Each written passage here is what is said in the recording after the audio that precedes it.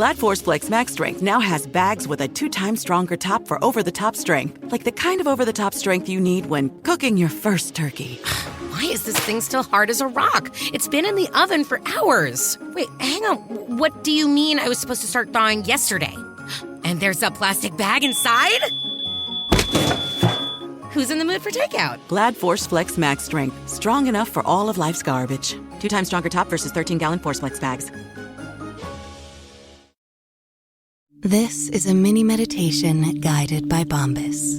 Repeat after me. I'm comfy. I'm cozy. I have 0 blisters on my toes. And that's because I wear Bombas, the softest socks, underwear, and t-shirts that give back. 1 purchased equals 1 donated. Now go to bombas.com/listen and use code LISTEN for 20% off your first purchase. That's bombas.com/listen and use code LISTEN at checkout.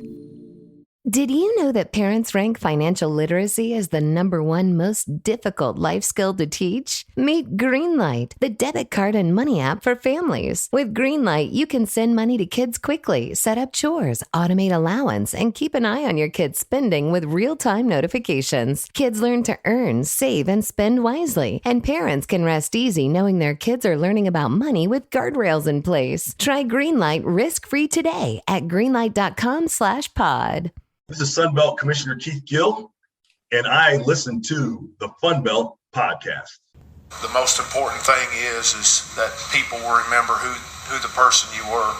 They won't remember how many home runs that Matt Wallner hit. They won't remember how many wins Nick Sandlin had. Those numbers will fade, but the person you are and the teammates you are, the coach you are, how you care for people and how you try to build people and mold people that are around you, that's what they'll remember the most. And, that's a big part of who I am. As I've gotten older, I understand the big picture. The wins are part of it. The losses come with it. But it's these guys, when they're done, what do they do then? What kind of impact are they going to make in the community? We know what they can do on the field. What are they going to do in the community? And that's part of our program. I really feel that's a big part of our program moving forward. So we hear the legendary Coach Scott Berry with his last remarks as Southern Miss's head coach, leading us into this week's FunBelt podcast, guys. It's sort of like we're mourning a little bit. That's the end of the school year's worth of Sunbelt sports for us. What are we going to do here for the next couple of weeks? Yeah, it kind of sucks. You're right. Like I even wrote on Twitter, my interest in college baseball right now, 0.0%. I don't give a rat's butt about anybody left.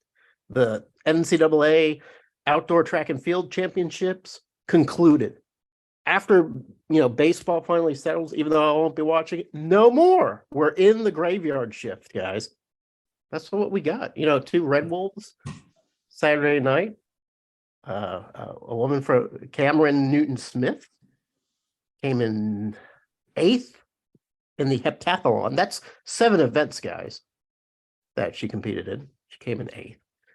And then a woman named Pauline Meyer also came in 8th total for the steeplechase 3,000. And I was told, Tibbs, you might not believe this because I don't believe it, but Shane Mettlen has implied to me, hasn't confirmed, but has implied to me that in college he ran the steeplechase. I did, not very successfully. How does first of all, how does one become a steeplechase runner? I'm sure when you're in high school, you're like, I want to do hurdles, I want to do the 100, I want to do the long jump, I want to do the pole vault. Yeah. Does the coach say, you know what, we really need somebody to do the steeplechase? Well, so I arrive at Hutchinson Community College in Kansas as a distance runner, cross country guy. Okay. And when that first outdoor track season kind of rolls around, the distance coach asked, any of you play high school basketball? And there were 3 of us. Yeah. They're okay, we're going to start working with you guys on the steeple because you might have a little bit more spring in your legs than the typical distance runner. Wait, so starting working on meant that we're just going to throw you in the fire at this meet? No, like we Okay. did. We had the barriers, to run in practice. We did not have at our actual home track. We didn't have the water bit. Oh, So my first time going into the water was during a race, and it was okay. Okay, all right. Yeah, I mean, but the first time's not bad. It's when you've already run 2 miles and you've got to do it one more time. That's when you try. The key is you want to finish the race with 1 foot dry.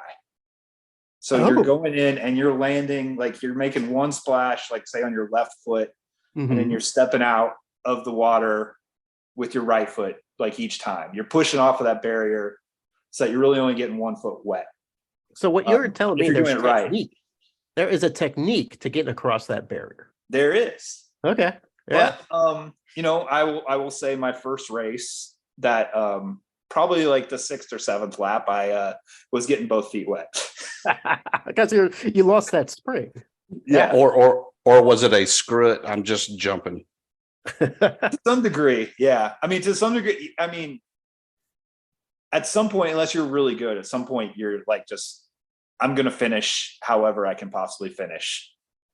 And, those hurdles look pretty high. Yeah. On about the 7th lap when you're coming around, sometimes you end up stepping on them instead of going over them. And it's interesting. It's fun. I found out when I got to running at the college level, for what I did, at a junior college, that in high school, I liked being able to win races. Yeah. When I got to college, maybe I didn't like running around circles quite as much as I thought I did when I wasn't like anything special. So breaking it up with either a cross country course or having the steeplechase, that was more fun than when they decided to put me into the 10,000 meter and you're just running circles all day. And you just see those guys ahead of you and you just lose all hope. Let me ask you this though, in the steeplechase, that water feature, that's where all the action though takes place. So that's where the fantastic crashes occur, right? Yeah, it's fun. I mean, it's fun. It's better than just running miles in circles, to add something to it, even though it's pretty grueling. Yeah.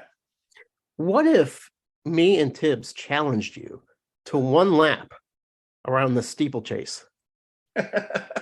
I would not clear the hurdles these days.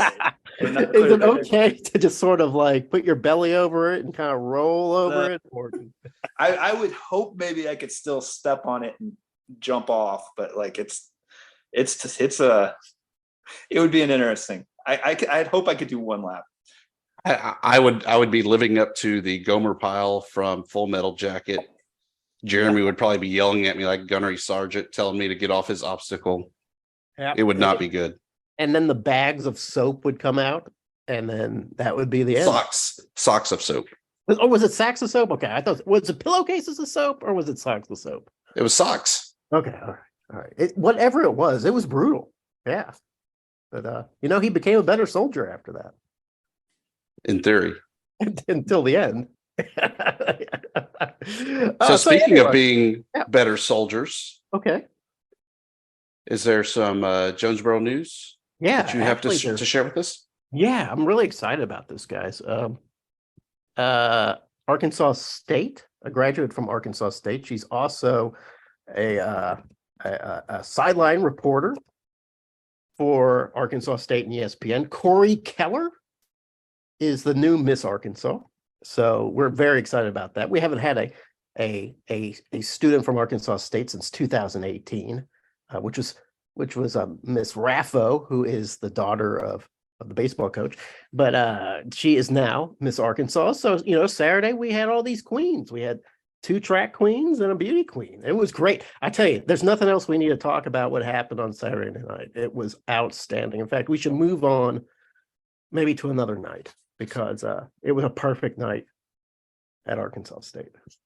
So there was no late night raids to Walmart or yes There was a minor incident concerning 3 Arkansas State basketball players. A day after they reported for summer workouts, I guess they got a little bored. It was Terrence Ford, Julian Lewell, and one of the transfers, name escapes me, decided to go on a little 5-finger shopping spree at Walmart and pick up about $275 worth of items before getting caught by the risk prevention crew at the Jonesboro Walmart. So they got arrested Saturday night. Hey, I get it. Groceries are expensive, man. That's why I like to think that maybe they were, just gathering up foodstuffs so they can hand it out to the poor. I don't know. Now, Coach had a press conference on Monday, and I have his apology queued up. If we want to listen to that, we can listen. It's a lot of Coach speak, but what else are you going to get? But bottom line, it's going to be handled internally, guys. You know what that means. It's going to be handled. Obviously, everyone's aware of the situation that came up this past weekend with 3 of our guys. Clearly, this does not represent the culture that we want to have in our program and what our program is about. I'm disappointed in what's occurred.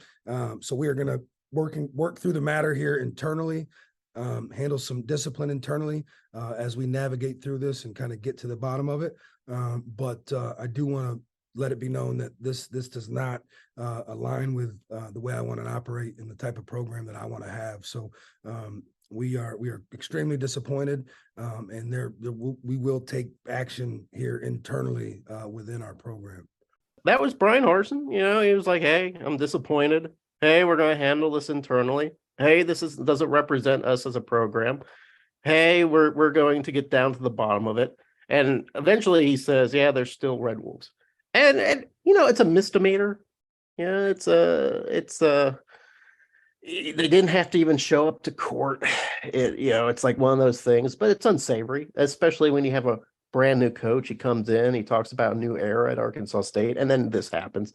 I'm sure he was pissed. I'm sure Hodgson was ready to twist some heads off. But anyway, they're moving forward with summer practices, and I suspect it'll be pretty much the last thing we hear from it. I imagine it'll just kind of go away. Yeah, I mean, like you said, it's a misdemeanor. It's not great, it's not good, but if you were extremely harsh on every college kid who shoplifted, you wouldn't kick them all out of school or anything like that. It's and bottom line too, Terrence Ford looked really good at the end of last season.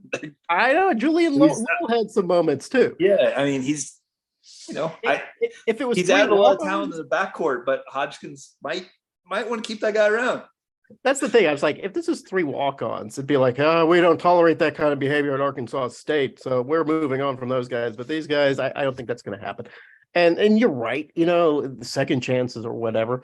Guys, have you ever been arrested? Either one of you ever been arrested? I have not. I know Tibbs has been arrested. Tibbs, you've been arrested, right? I've merely been detained. Wow, detained even. All right. How was that? But not good. But my thing is, I mean, I like giving you a hard time on it, Jeremy, but when it comes to this, who cares? They're college kids. We're not talking about the JMU band kid that, did something illegal that would be front page material if they were an athlete. Right. We don't care about the kid that's on the academic scholarship unless we're talking about, Arkansas State, they're undefeated and they're playing for the FunBelt Championship tomorrow. And this happens the night before. It doesn't change the outcome of the game. It doesn't change really the program. It's not like a Baylor incident where they're having to cover bigger crimes up. Yeah, no kidding. I've never been a fan of kind of that. It's like you talk about, though, it's that June content. There's nothing better going on, so we have to just blow it up. But in the grand scheme, this is not something that I'm just like, we need to talk about this. No, well, the only reason why we're talking about it's June, because we have nothing else, right? I mean, I guess if this were, right. If this were November or December, it'd probably be irritating. It would be discussed on Twitter for about, I don't know, 2 nights, and that would be it. But yeah, so you're right. Gotta just move on. I'm sure. Listen, if any program you got to worry about crime, it's James Madison. That little school in Harrisonburg, it's just like a den of thieves and vice. I don't know what you're covering up there, Shane, but somebody's got to do an investigative report to expose that. You're probably right. There's, it's not just a quiet little town where nothing happens. What do you think is the most crime-ridden town? No, you know what? Don't answer that. That's just going to bring more hate. I know you're going to say Boone, Shane. I am not going to say Boone. He will never say Boone. It doesn't matter if it's good, bad, or indifferent. I know Tibbs is going to say Lafayette, but I guess we shouldn't go. No, go into this. If I had to do straight statistics, I would seriously say either Gun Row or the ATL. Gun Row. Wow. I've never heard that one before. You know what? That might be my next June content. Crime rates for all. Although Mobile's pretty bad as well. So Mobile's rough. I don't think Atlanta is as bad as people say, but I know Mobile is pretty rough. So we'll take a look at this. Like all those larger cities are like any other place that they've got their bad neighborhoods and they've got their like absolutely fantastic, here's where all the money is neighborhoods. I mean, Norfolk's the same way with ODU. I mean, they're definitely places you don't want to wander to after an ODU football game, but like it's also like got some of the best like places in that 757 area. So it's once you get to be in a bigger city, you've got crime, but you've also got like a lot of good things there too. Yeah, a lot of big city trashing is a little way out of hand, but I'll tell you something about Jonesboro, guys. I'll be honest. I mean, because I was looking at the crime sheet, trying to find the mug shots of our 3 basketball players. Here's what you see all the time: meth. A town like Jonesboro. Is it blue? I don't think it's that really good meth. I think it's the run-of-the-mill Walmart version of meth that you're going to get for a cheap price. But Jonesboro has its problems. Small towns have problems. So yeah, they definitely all do. I mean, you talk about you're talking about shoplifting at Walmart. There was a shooting at Walmart in Harrisonburg not too long ago. That kind of thing rare. This kind of thing's rare, but it does happen. Yeah. In fact, if there's going to be a shooting, it's usually going to happen at Walmart, right? That's where tensions are high. Yeah. What else is going on, guys? What else we got? Before we bring on our special guest, who is very special, I'm really excited about this guy. I'm not going to say who it is yet. But before we bring him on, is there anything else we need to talk about regarding the Sun Belt? I think we're all singing Kumbaya at this point. Well, the big news we haven't mentioned is Jordan Brown. Oh, Indiana heading into the transfer portal. Yeah, I'm glad you remembered that. At least he's in the transfer portal. Yeah. The interesting thing we've talked about on our group chat, though, was the report that maybe he hasn't graduated from Louisiana and maybe wouldn't be eligible if he transfers. So it'll be interesting to see. Someone compared it to Grayson McCall. He is the Grayson McCall of basketball. Ending up back at Coastal. Maybe we'll see if that happens for the Cajuns here. Yeah, the majority of people that have transferred have already done it. You know, they transferred, so they had plenty of time to get with other coaches and programs and maybe find a good landing spot. It was really surprising to me that somebody of his character, the center for is he a forward or a center? Center forward. He's a center, I would say. Just a tremendous scorer. One of those guys that I look at anyway. I say this guy has NBA moves. I don't know if he's an NBA player, but he's an NBA looking kind of guy. I was really surprised to see him hit that portal so late. And when I saw that report, I was like, well, that kind of makes sense. It sounds like he doesn't have all of his I's dotted and his T's crossed. Yeah. And yeah, I kind of feel like he probably felt like when he entered the draft, he would stay in the draft. And then the whole pre-draft process maybe wasn't what he thought it was going to be. And he's back in school. So then he opens up another set of options. Yeah, to me, it seems like the best idea for him would just be to stay at the Cajuns. You know, he gets plenty of looks from the Cajuns, from people saying he's one of the best players in that conference. Why just go ahead and melt away in another conference where you're just another one of the guys? But, you know, I can't talk. These kids, you know, they're shoplifting at Walmart and they're bouncing out of their teams and heading into the transfer portal. I can't talk to them. So anyway, the SunBelt transfer portal, about, I would say almost nearly 60% of players that jumped into the portal have found new homes. So I've got a little like tracker on Hellraiser. If anybody wants to take a look at it, they can. But yeah, you know, people are finding homes. You know, it's not a lot of people just sitting out there waiting. But it'll be interesting to see if Jordan Brown stays with the Cajuns. So we led the show in with Scott Berry, the legendary Southern Miss coach. Last game at the Pete didn't go the way we wanted it to.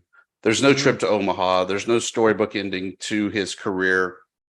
But a guy that was there for the midnight baseball, he was doing the rain dance because he wanted the games to just continue on. Scott Watkins joins us. Scott, how was the Pete and why so much rain?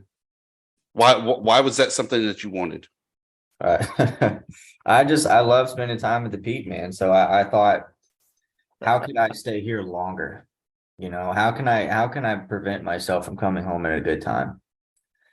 All right, before we get into the games, you know, we haven't been on in a couple weeks, guys. I want an explanation from you, Scott. What the hell was this brouhaha about Applebee's? Oh man, I think it started with the Tennessee beat writer just kind of making a joke tongue in cheek, and then a couple of Tennessee fans took it very seriously. And they used the fact that there was no longer an Applebee's in Hattiesburg as their economic measuring stick for the city of Hattiesburg.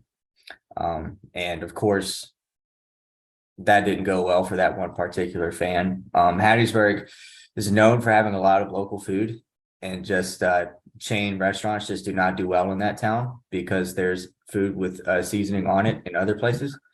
So it just kind of became the rally cry for Southern Miss fans throughout the week. And, you know, from what I understand, Tennessee fans were a little peeved that they didn't get to have that super regional, right? So there was a little bit of jealousy in that regard, right? Oh yeah, that the Applebee's is like the third or fourth thing that they cycled onto after the metrics that they said Tennessee was a better team, but they cycled off of that to they just kind of assumed they had the better venue. They have a much smaller venue than what Southern Miss has, and so once that argument got kind of laid to rest pretty quickly, they cycled onto the food scene. And that's when the Applebee's thing kind of took off. Now, let me before you know, I don't want to hog this interview. I know everybody has questions for Scott Watkins, but I lived in Knoxville for a year, and I damn near starved in Knoxville. It is a shitty food scene in Knoxville. I love Knoxville. I love the mountains, the outdoors part. The city itself is beautiful, but man, there is nothing to eat in Knoxville. They have no right to go into Hattiesburg and start busting on the food choices in Hattiesburg, Mississippi. Yeah, I've been to Knoxville maybe once, and for some reason we decided to eat Mediterranean because we were on a Mediterranean kick. It was the worst Greek I've ever had in my life. Well, that was a big mistake. yeah, you can't go to Knoxville and expect good Greek, but oh well. You live and you learn. So back to the task at hand. I didn't think that Southern Miss was going to survive even Auburn when they were in that regional. How did they kind of squeak past and capture that to then get that super regional there at the Pete? Well, what helped was the Auburn regional was probably one of the more least competitive of all of them. I think they had one of the better 4 seeds, but other than that, they had probably the worst 1 seed. not a very good 3 seed. And once you get past Auburn, not even that, honestly. I still think Southern Miss was the best team in that regional. And that just before then, they had faced a very similar situation at the Sun Belt tournament where they lost App State and then immediately turned around and run ruled App State and then beat Louisiana to win the title. So they are very adept. It's a very old lineup. They're very adept at that kind of back against the wall type of game. Last year they were a little shaky over the first month and a half of the season and then just kind of took off. And then the exact same thing happened this year. They 2 games into that Coastal Carolina series, they had given up 35 runs, just absolutely brutal showing in Conway. And they had a meeting. They came out, they won game 3 and they ended up winning like 13-14 in a row. They finished the season 24-5, I think, after that. So it's a team that's just, they know how to respond to those kind of situations.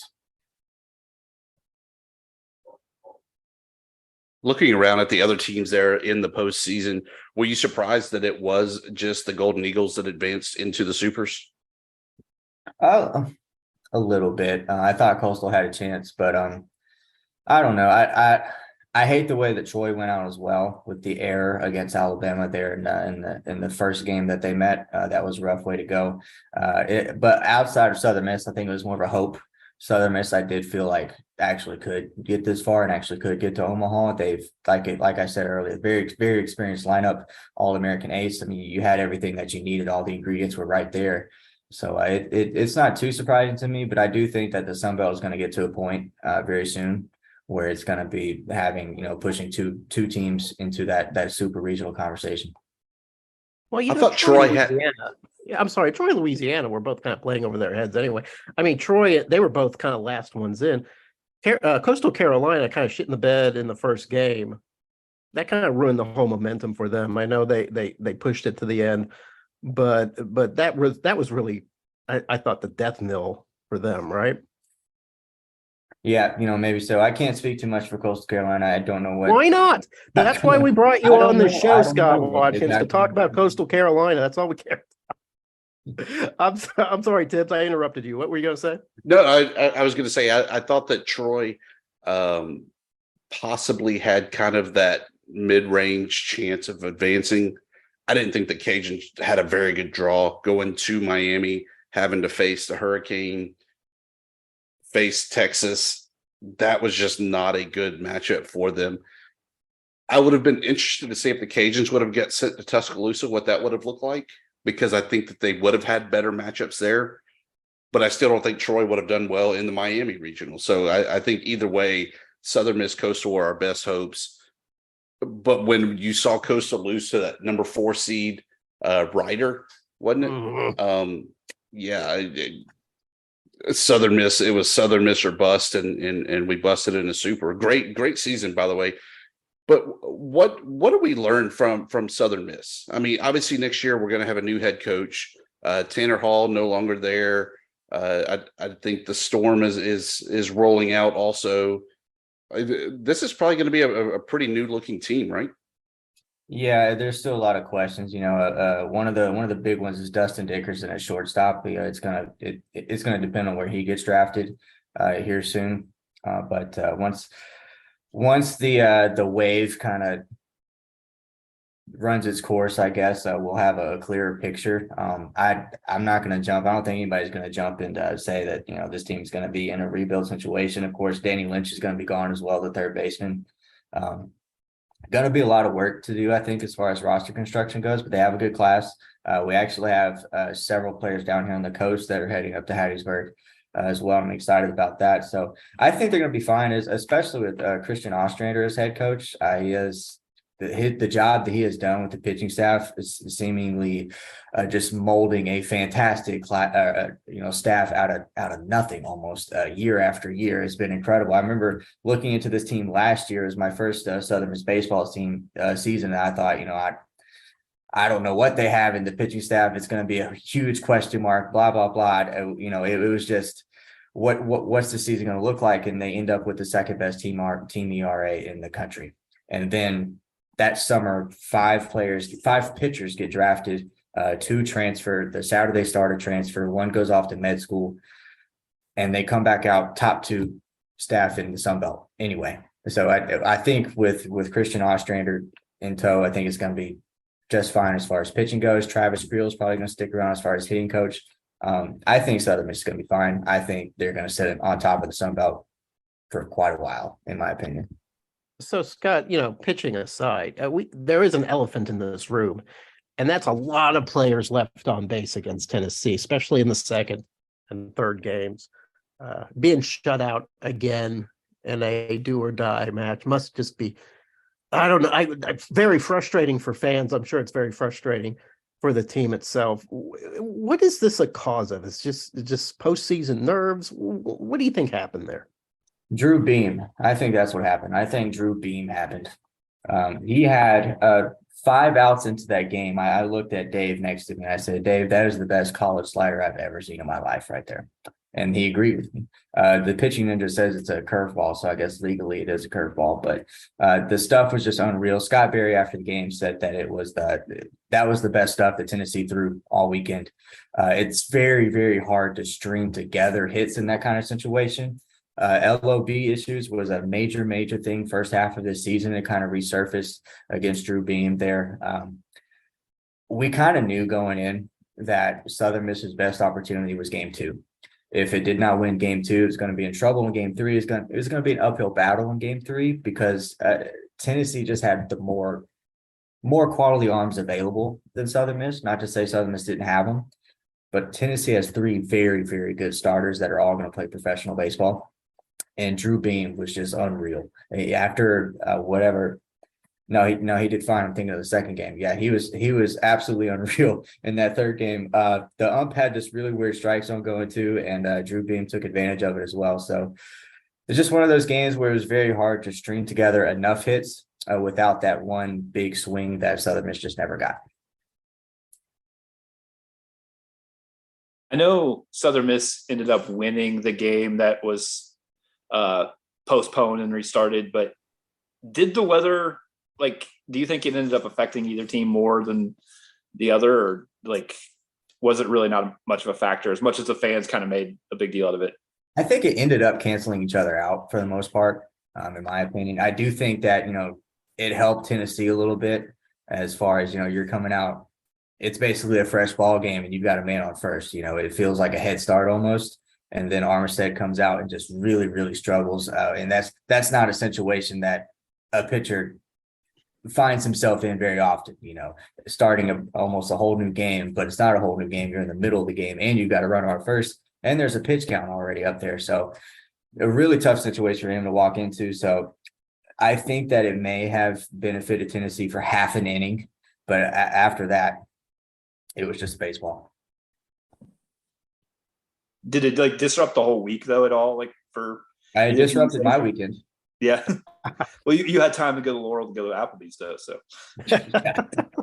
that's right. Oh, well, Scott, we're talking about baseball and it was a great season. And Tibbs, I don't know if you have any more baseball to discuss, but do you have any football tidbits that you want to share with us? Do I? Yeah. No, I haven't even turned the page to football yet. We had a Southern Miss player or a guy commit to Southern Miss today, and that was my wake up call to go ahead and start paying attention to Southern Miss football again. So I will get started on that as soon as possible. Scott and the Golden Eagles have not started the countdown clock to Alcorn State. No.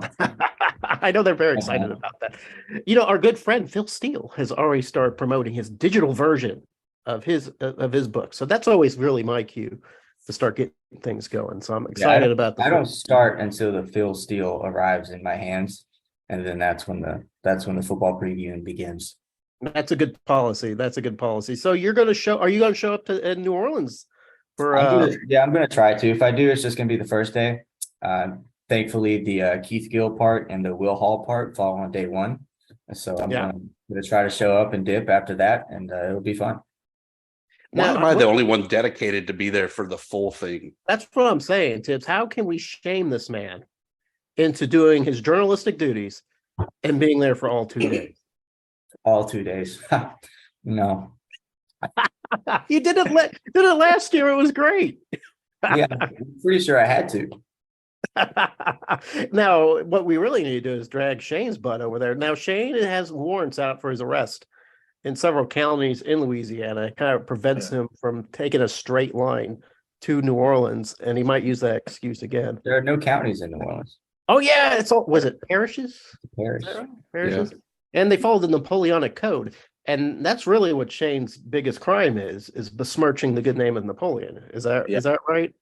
Yeah. All right. I'm done. Dusty, you have any more questions for Scott so he can go to bed? I woke up. No. You woke up for this? we are honored and always great having you on, Scott. Looking forward to catching up with you the one day in New Orleans where we'll actually get to see you. We're going to see Scott 2 days. I'm calling up his wife. We're going to get set up. So, actually, technically, maybe because I'll probably show up the night before. Hey, there's nothing wrong with sitting in the Sheraton drinking old fashions. Always good to catch up with Scott Watkins talking Southern Miss. It was a great time last year. Shane wasn't there, and I know we always give him the ribbing. Shane wasn't there. Noah Fleischman was there. He was there, but he was not drinking with us in the Sheraton the night before. No, he was not. He was, drinking bottled water, going to bed early, and taking his duties as a journalist seriously. The rest of us. Meanwhile, you were trying to fist fight a guy to get in front of the line at Crystal. No, that's not true. But I did mistake the voice of the Red Wolves for the head basketball coach of the Red Wolves, and that was a little embarrassing. So now every time I see him, I call him that name, and but it was embarrassing. I had some drinks. I don't think you'll make that mistake this year. I don't know. He really looks like him. Really looks like him. Yeah, he doesn't look like Pilato. Guessing he doesn't look like the current coach, though. Oh, he doesn't look anything like the current coach. No, nobody looks like Brian Hodgson. He stands out.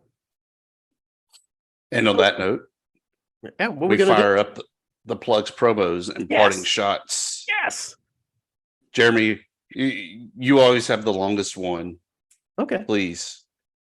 I don't think this one's going to be that long. I mean, I might get a little high horsey.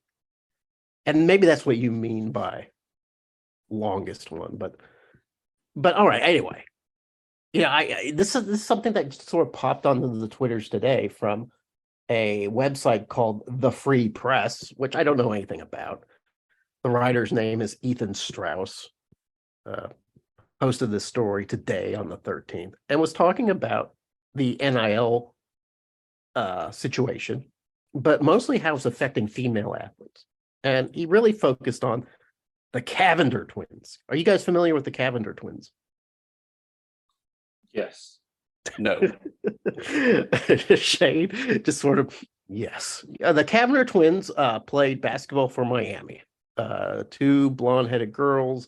They have a big following on the Instagram and on the TikTok, where they do a lot of fitness kind of stuff, but they also wear a lot of bikinis, or they wear dresses or whatever. It's all about health and fashion, and they make a lot of money doing this in the NIL, and then all the and all the endorsements they've had.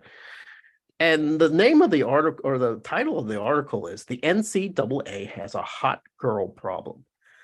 And the premise of it was that while, the best athletes, women athletes, aren't necessarily ones getting the best NIL deals. It's the ones that are cute, the ones that have some sort of a marketable personality outside of sports. For instance, the Cavender twins, they were okay. They played on the Miami team, and the Miami team was good, but they weren't near the level of a top tier female basketball player. So I think what the position of the article is is it bad that the NIL is not rewarding the best players, or is this just how capitalism works? That there's a demand for the Cavender twins, but maybe not a demand for, I don't know, say somebody like Angel, what's her name, the great basketball player for LSU. I don't know. I don't know the answer to that. I'd be curious to hear what you guys had to say for that.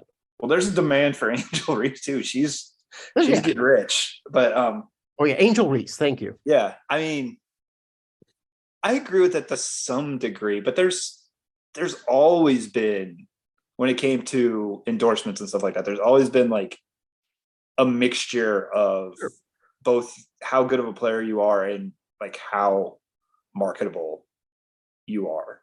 Michael Jordan would not have been Michael Jordan, the guy from Air Jordans, if he wasn't also really good on commercials and a handsome guy who was funny with Bugs Bunny and so, like, he's the greatest player in the world, but he didn't have to be the greatest spokesman in the world either. Rick Fox, it's a female thing, but it's also always been a male thing too. Rick Fox is an average NBA player who was also the most handsome guy in the world who started doing movies and commercials. Such a handsome guy.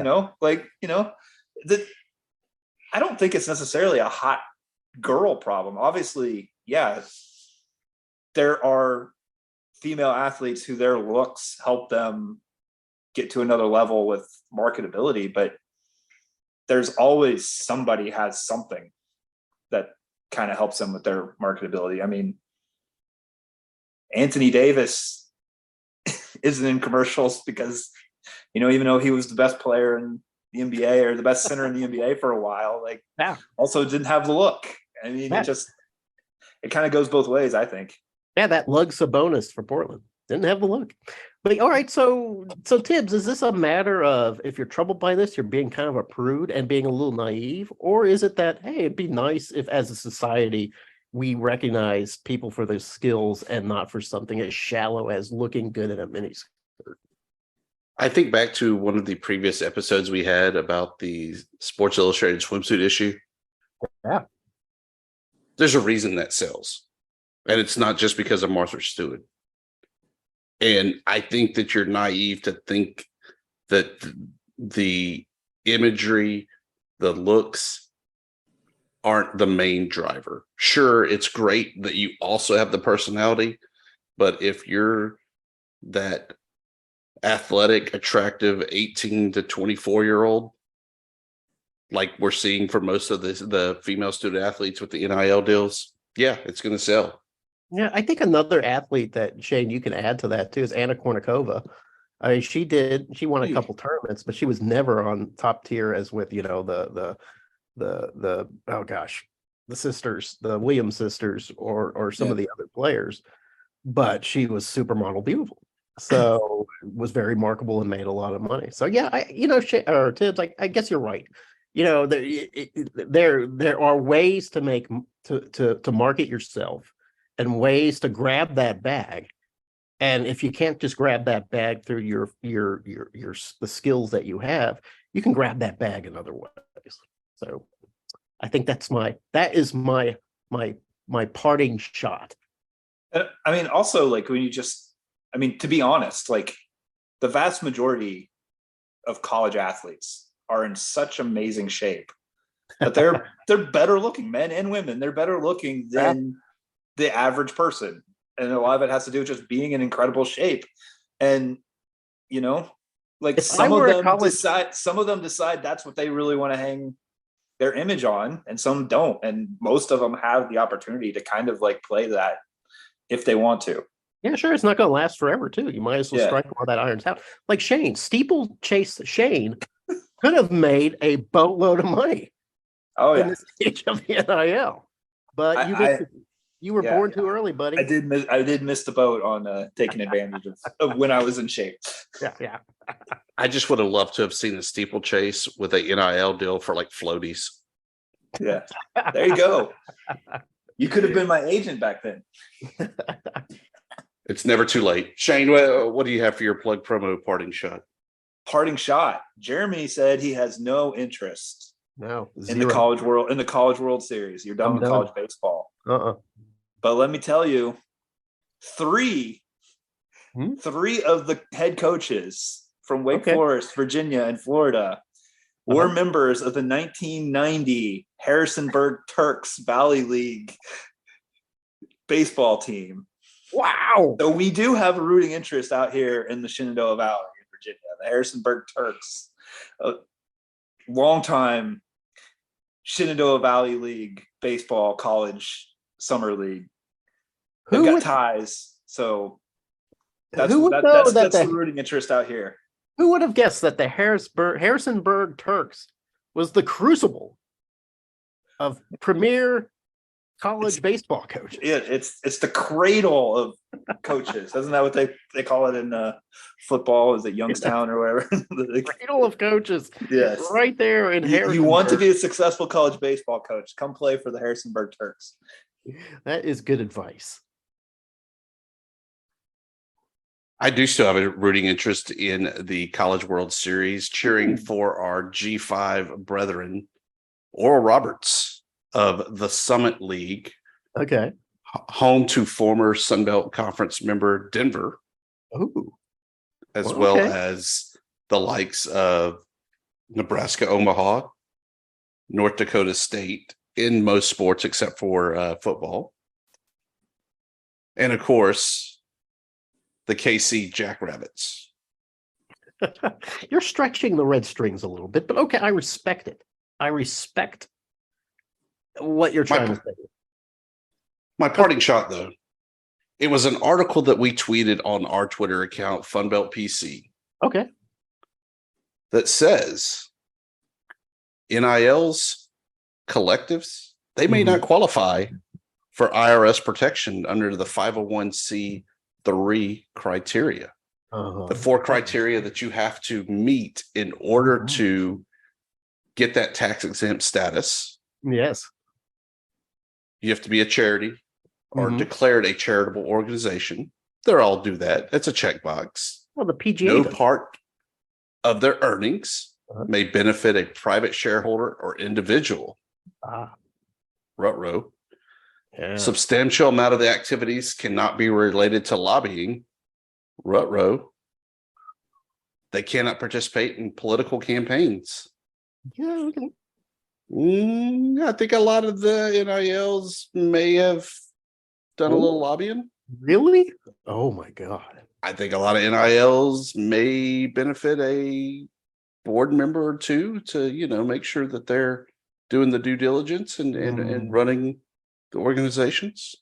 All right. So a little bit of background on like Arkansas State's NIL and the reason why it considers it a charitable organization. We call it a 501 what? C3. C3, yeah. And here's how they position it as. And I think a lot of NILs do this. They'll say, okay, if you're a student taking advantage of NIL money from us, you have to do a certain amount of charitable work in the city. So if I'm Terrence Ford, who was recently picked up for shoplifting, and I got some NIL money, I would have to do like a public service announcement for, I don't know, picking up litter on the side of the highway, or maybe helping out with building a house for the poor. So that's how they tie it together. But I don't know if that's enough of a link to keep it into as qualify as that. Probably not if it's court ordered also. But also too, I learned that the PGA itself, the organization, is also considered a charitable organization. How does that fit in the parameters, but the NIL collectives don't? I don't know how that works either. So I don't know. I don't even know how the PGA makes money. How is it? Where does the money come from? But the Saudis. No, absolutely. Why didn't anybody do a parting shot about that, guys? I don't even totally understand what it is. All I know is like it just feels. Yeah, I know people are mad. Hey, people are pissed. But it's like, okay, I guess we just have to live in a world where everything's for sale. But yeah. Speaking of which, we have a sponsorship availability. Yeah, right here. Right. DM's always open on Twitter, where you can say, yes, we would love to be a sponsor. And wouldn't you like Shane to say something like, this segment, plugs, promos, and parting shot is brought to you by Coca-Cola. Coca-Cola, so refreshing, almost as refreshing as this hot take. Wouldn't that be like a valuable plug from Shane Mettlen, Pulitzer Prize winning reporter. Heisman Trophy, you forgot also. Heisman Trophy voter. If we really want to attract sponsors, you probably should stop saying things that are definitely not true. Are you kidding? No. Yeah. What we should do is completely amp up our resumes. Like I'm a former weightlifting champion, and Shane is a former Navy SEAL who was there for the killing of bin Laden. Just because he was in a race once and got wet chasing a guy that was maybe from the Middle East does not mean he was a Navy SEAL. Ladies and gentlemen, we are now boarding Group A. Please have your boarding passes ready to scan. If your phone is cracked, old, or was chewed up by your Chihuahua travel companion, please refrain from holding up the line. And instead, simply go to Verizon and trade in any phone in any condition from one of their top brands for the new Samsung Galaxy S25 Plus with Galaxy AI on Unlimited Ultimate and a watch or tab. Also on them. Service plan required for watch or tab. Trade in and additional terms apply. See Verizon.com for details. The night dark, the rain relentless, and yet you drive safely. Perhaps you have the eyes of a puma piercing the dark, or a bullfrog seeing through the wetness blurs and glares. Or could it be your Bosch Night Performance wiper blades wiping this whole time? So adapted to the dangers of driving on stormy nights, it's almost as if you are too. Night vision has evolved. Bosch Night Performance wiper blades. Struggling to fall asleep? Meet the Ergo Pro Smart Base from Tempur-Pedic. Its gentle massage and relaxing sounds help calm your mind every night. Save up to $500 on select adjustable mattress sets at TempurPedic.com. On Breeze mattress sets only, lesser savings may apply. Glad ForceFlex Max Strength now has bags with a 2-time stronger top for over-the-top strength. Like the kind of over-the-top strength you need when, breaks your bowl of buffalo chicken dip. Glad ForceFlex Max Strength. Strong enough for all of life's garbage. 2-time stronger top versus 13-gallon ForceFlex bags.